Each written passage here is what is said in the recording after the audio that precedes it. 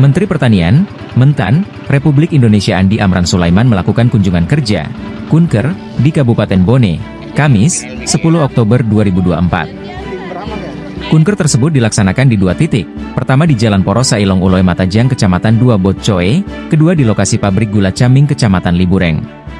Kunker ini dilaksanakan dalam rangka akselerasi produksi pangan nasional dalam mendukung ketahanan pangan di Indonesia.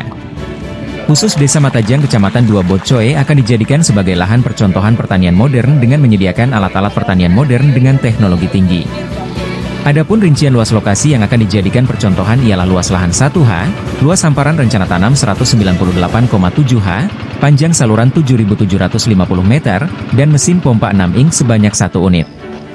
Dalam kunjungan kerja, Kunker, tersebut, beberapa bantuan yang diberikan diantaranya irigasi perpompaan 69 unit, irigasi perpipaan 50 unit, perjit 5 unit, optimasi lahan rawa, 5.403 ha traktor roda 243 unit, traktor roda 438 unit, pompa air 1.615 unit, hand sprayer 50 unit, crawler rotavator 2 unit, combine harvester besar 30 unit, bantuan benih padi 39.236 ha, dan bantuan benih jagung 30.000 ha.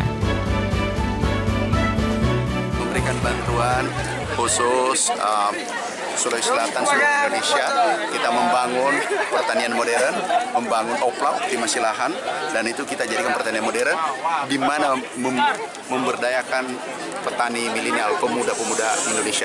Sejauh ini sudah ada berapa yang kita sudah untuk petani milenial? Sekarang sudah 3.000 dan kita rencana 50.000. Kita rencana 50.000. Itu realisasi tahun ini, Pak? Iya. Sudah 3.000 mahasiswa seperti tadi. Oh ya, terima kasih, Pak. Download Tribun X sekarang, menghadirkan lokal menjadi Indonesia.